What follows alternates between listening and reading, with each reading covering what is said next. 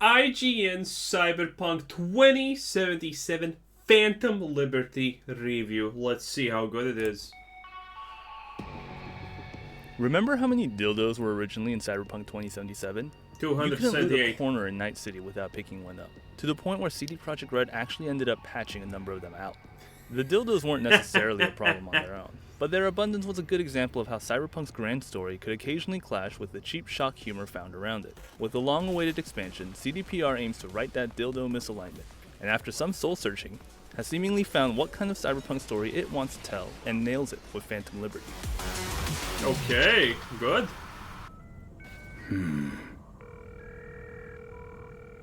Huh.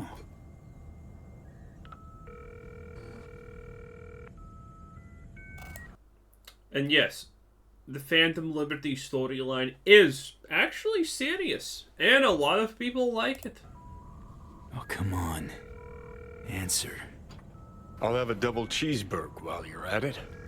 Phantom Liberty begins with the president of the NUSA crash landing in a self-governed district of Night City. With his hot assistant that's really hot, which is the bigger deal, honestly, here. Called Dogtown, and you're hired by her Secret Service detail to rescue her. From there, you will meet the two most important new characters in the expansion.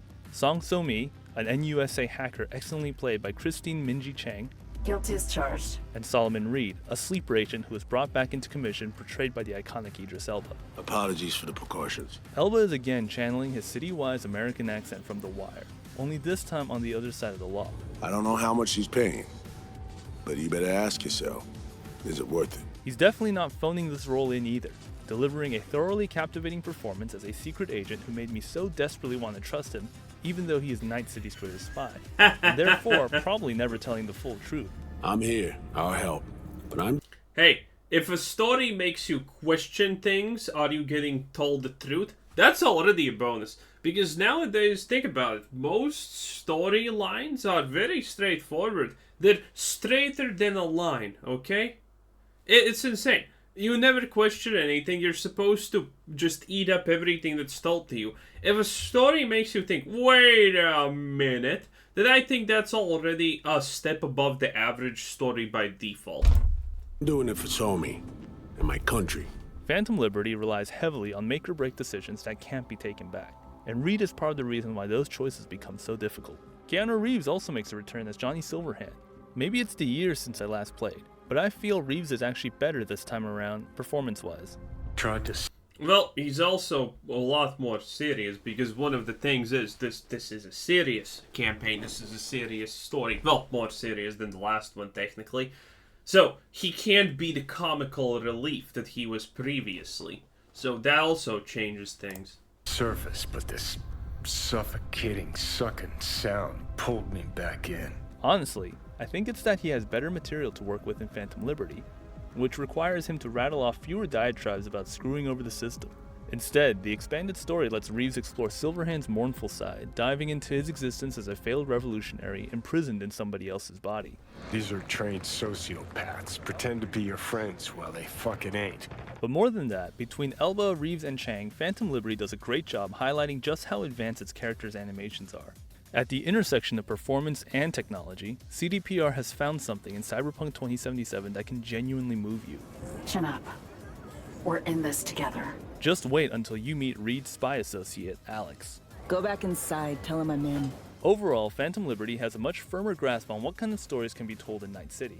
It's a metropolis full of political wheelings and dealings, all manner of crime, and more than its fair share of idiots. And that's unique in the sci-fi hacker genre, compared to the dour and operatic worlds of Blade Runner and Ghost in the Shell. Cyberpunk 2077 is grunge and metal.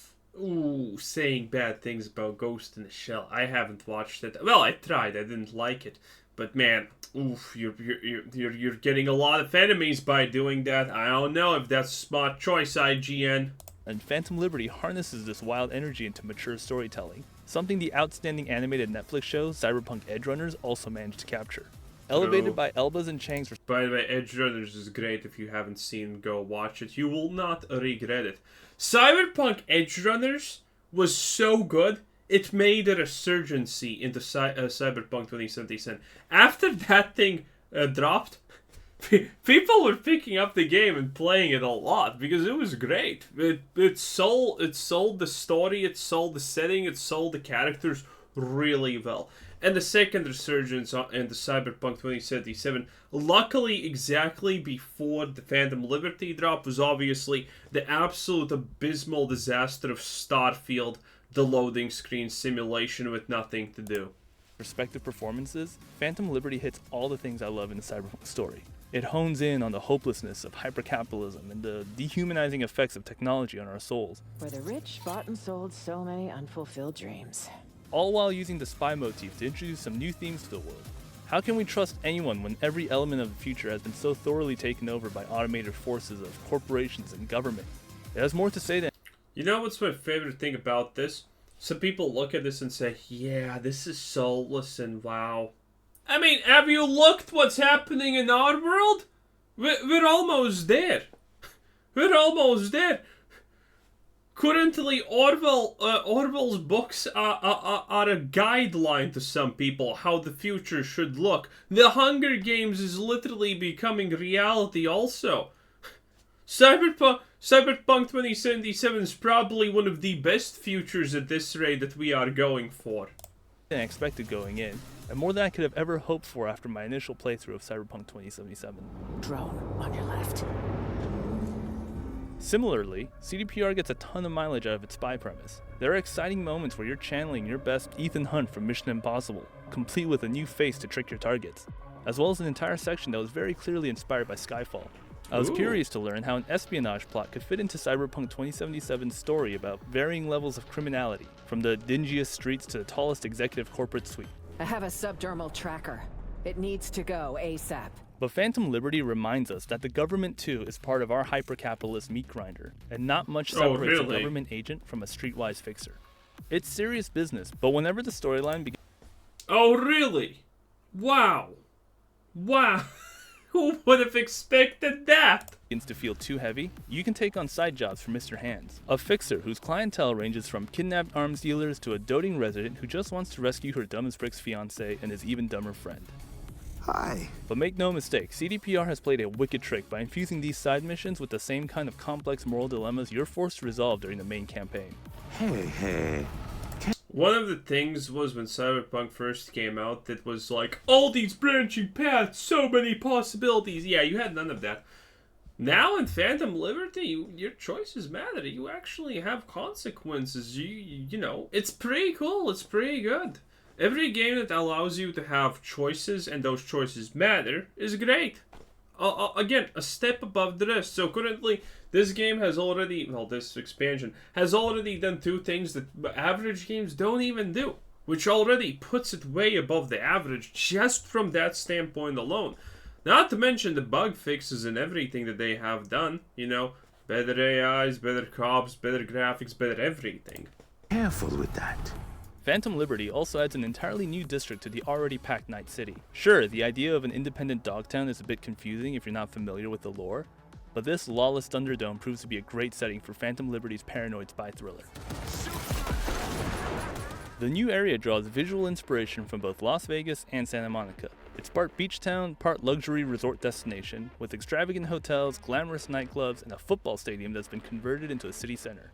The line that the location is also a character has never been truer than it is here. There's so much fun in wandering around Dogtown and discovering some hidden storyline, or a bit of environmental storytelling. It's almost an anti-Tears of the Kingdom, where the joy isn't in emergent bits of gameplay, but in archaeologically uncovering secrets hidden throughout the area. There was always something magical about exploring Night City's skyline, and doing it again, knowing that no other game since has replicated this feat, is just as impressive. This is one game I never want to fast travel through.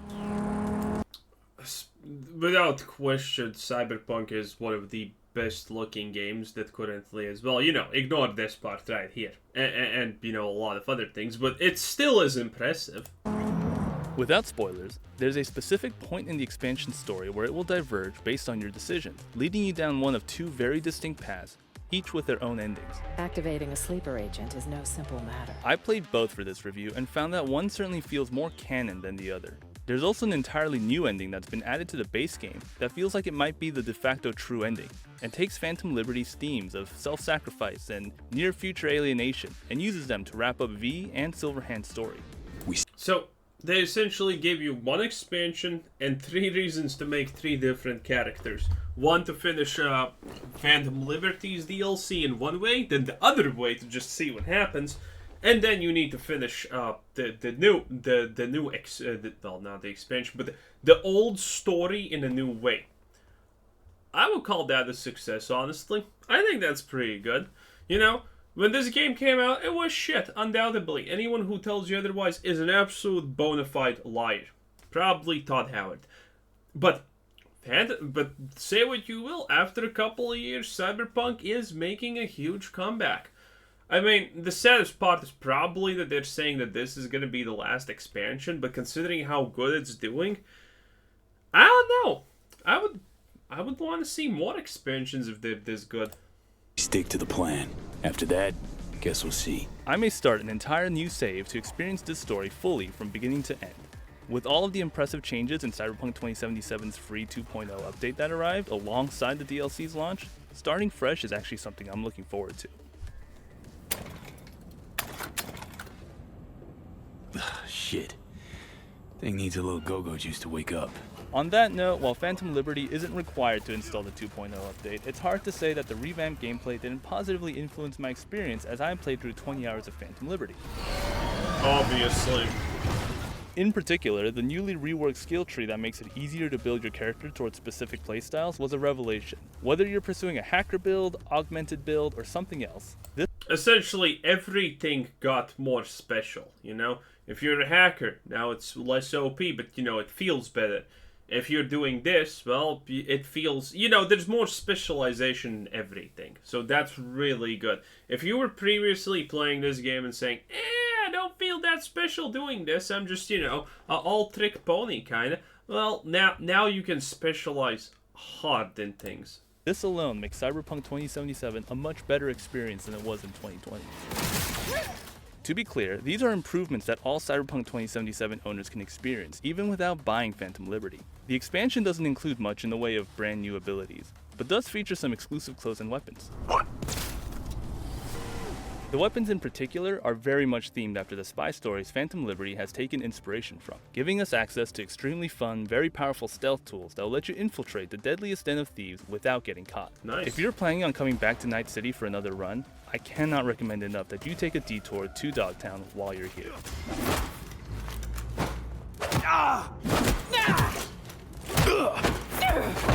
Not one more.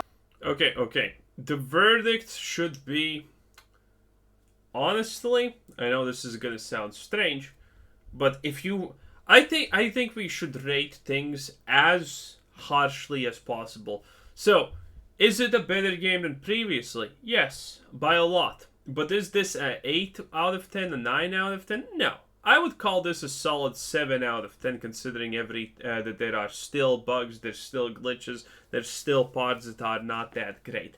So, you know, a 7 would be fair. Especially considering a Starfield would be a 3 out of 10.